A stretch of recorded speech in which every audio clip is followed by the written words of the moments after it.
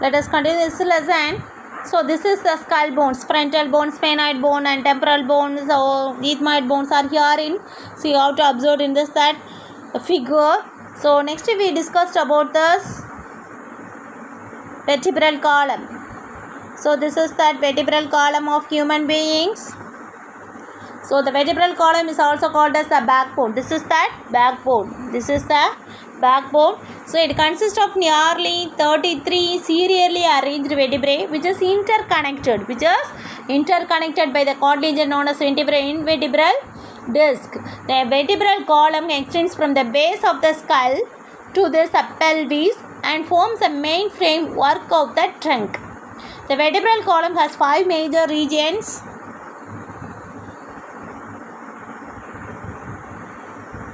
So 5 major regions. So that first one is cervical vertebrae, lumbar, caudal, scapular. So that is the cervical, thoracic, lumbar, sacral. That is for that. So the 5 sacral vertebrae are found in the infant are fused to form this one bone in this adult. Carcass. So it is that found in the infant which are fused to form this one bone in that adult. Each vertebra has a central hollow portion, the neural canal through which a spinal cord passes. Through a neural canal.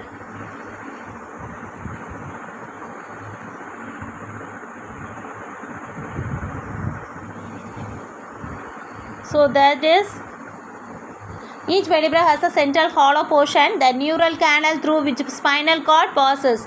So the first vertebra it is called as atlas. The first vertebra it is called as atlas.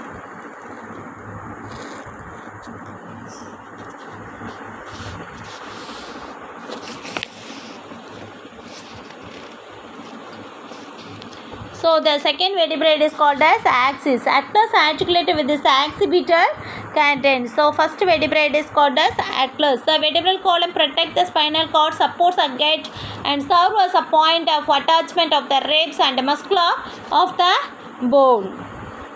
So the spinal cord, the vertebrae are joined at leading points and also body to the bend and fat. So uses of that the vertebral column. So this is that the chart. So skeleton. So the skeleton can be divided into two. So axial skeleton and appendicular skeleton. The axial skeleton can be divided. Skull protects the brain, rib and sternum protects the heart, lungs and liver. Vertebral column protects the spinal cord. So appendicular skeleton, pectoral caudal, pelvic caudal. So pelvic caudal it is a lower limbs, upper limbs it is that why it is called the pectoral caudal. So next one it is that functions of vertebral column. It protects the spinal cord. It protects the spinal cord. It protects the spinal cord. It supports the head. Okay, it supports the head. Because of this, the vertebral column protects the spinal cord, supports the gut and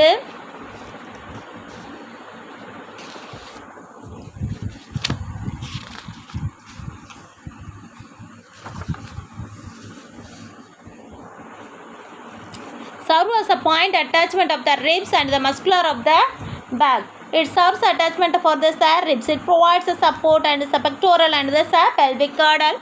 So it provides that movement. So that means the locomotion takes place in the human skeleton, walking, standing, running. So all this at erect posture, correct posture. So it helps to for that thus only the vertebral column. So next one it is the sternum or rib cage. The rib cage occupies the chest region. It is a cone-shaped structure made up of 12 pairs of ribs. It is made up of 12 pairs of ribs. Ribs are attached to vertebrae at the back which curved around to form a cage. 10 pairs of ribs are attached to the breastbone at the front.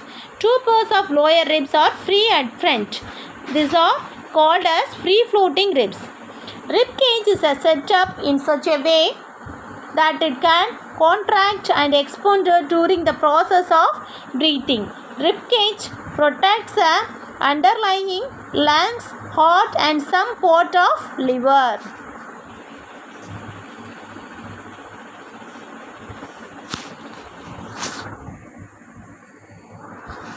So this is that rib cage.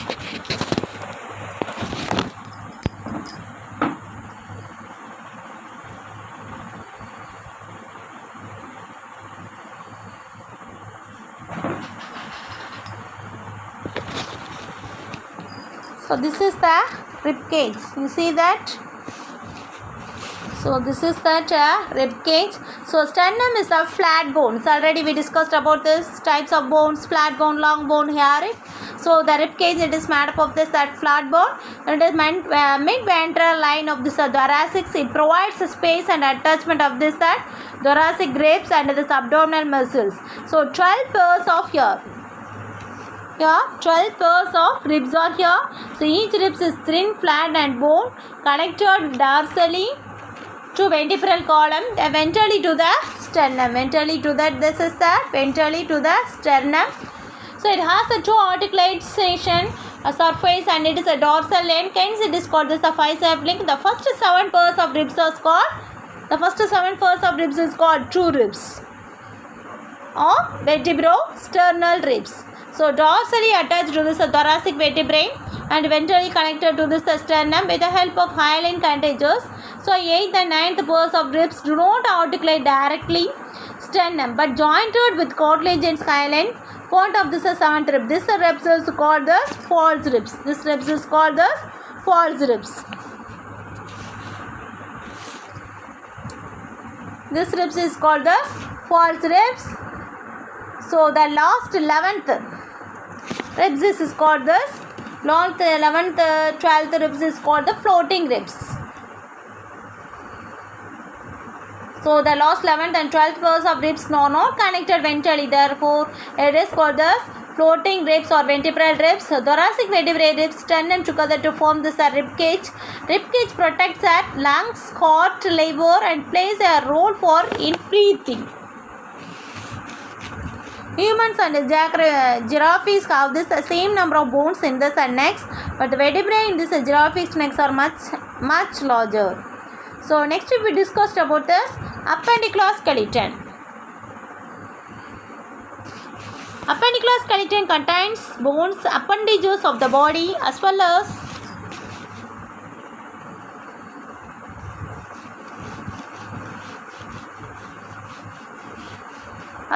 the structures that connect the appendages to the axial skeleton. Specifically, the appendicular skeleton comprises the shoulder, girdle, the arm, wrist, hand bones, the pelvic girdle, leg, ankle and foot bones.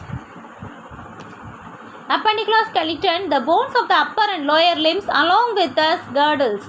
Consider this appendicular skeleton. The appendicular skeleton is composed of, already we discussed about this, 126. The 126 bones are composed here. So first one, it is the pectoral girdle, that the shoulder bone. So the first one, pectoral girdle, the shoulder girdle, it is the arm, wrist and hand bones.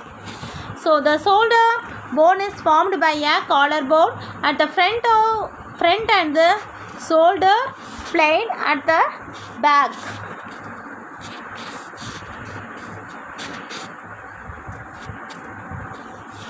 The collarbone is supported by breastbone at one end and the shoulder blade at the other end. The shoulder bone encloses a socket-like cavity into which fixes the ball of the upper arm. This forms a ball and socket joint. This girdle is also called as pectoral girdle. The upper limbs are attached to these pectoral girdles. They are very light and allow upper limbs a degree of mobility not seen anywhere else in the body. So the girdle is from two curves. Each curve of this pectoral girdle consists of clavicle and collarbone capsula. So capsula is a large thin. Okay, that is a capsula. The capsula, it is an large thin triangular bone situated in the dorsal surface of the rib cage. Between the second and 7th ribs, it has slightly elevated ridge called the spine, which protects a flat expanded process called the acromion. So the clavicles are here in the humerus. So next one is below the acromion depression is the canine cavities are here, articulates the head of the humerus to form, that is the humerus. So that is that each clavicle, that is a clavicle. So the each clavicle is long slender bone with the two curvature which lies horizontally and connects the axial skeleton with appendicular skeleton. So next one, it is the pelvic bone. The pelvic bone is also called this the pelvic girdle. It is made up of strong bones to balance entire weight of body. Pelvic girdle is formed by this five fused vertebrae at the back of and form a cavity in the center. While reaching the front part, the thigh bones are attached to either side of the girdle with the ball and a jacket joint. So next one, we discussed about this upper limb, that is the pelvic bones.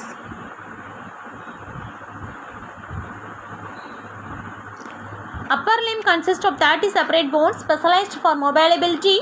The skeleton of the arm, the region between the shoulder and elbow, is the humerus. The head of the humerus articulates with this canine cavity, the scapula and femurs. So next one, the radius and ulna are here in this.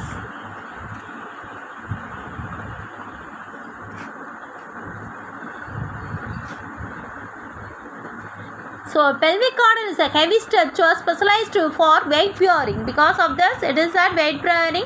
It is composed of two hip bones are called as coaxial bones. Two bones are called as coaxes. That means coaxial bones that secures the lower limbs to axial skeleton together with the sacrum and the carcass.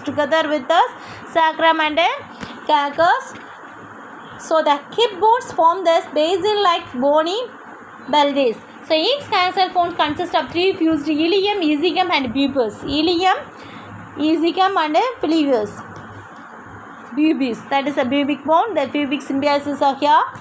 So pubic bones are there. At the point of the fusion of ilium, ischium and pubis, a deep hemispherical joint called this acetibulum is present here. That is the ilium, ischium and pubic bone are here. So next one is acetibulum is present at the lateral surface of the pelvis. It receives the gait of the femur or thigh bone. Hip joints are helps in this articulation of the femur. Vertebrally, two halves of the pelvic girdle meet in the form of pubic symbis. So that is a pubic symbis. So vertebrally, two halves of this pelvic girdle meet and form this pubic containing the fibrous cartilage. The ilium is a superior one. So flowering portion of this hip bones. Each ilium forms a segue joint with a succor posteriorly. So next one is the ischium. So ischium is a curved bar bone. So the V-shaped pubic bones are here. That is the V-shaped pubic bones are here. So articulate anteriorly the pubic symphysis. The pelvis of this male is deep and narrow with larger, heavier bones. Female is shallow, wide and flexible nature. This helps to during the pregnancy, which influenced by this female hormones.